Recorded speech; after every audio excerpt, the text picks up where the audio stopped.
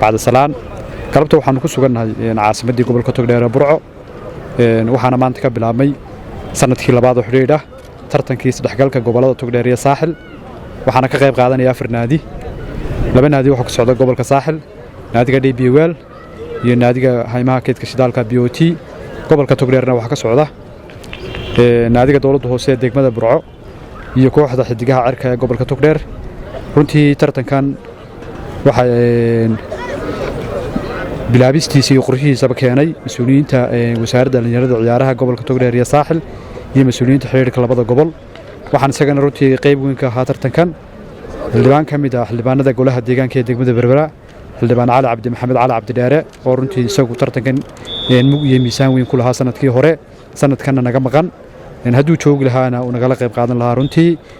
nimkana khadka telefoonka ku jiray oo qayb weyn ka ah tartankaasi uu qabsoomi lahaa runtii aad iyo aad baan ugu mahadnaqayaa xildhibaanka kaalin muhiim ah ugu jira dhalinyarada sportska tartankan ujeedada aanu ka leenahay waxa weeye inaan mataaneyno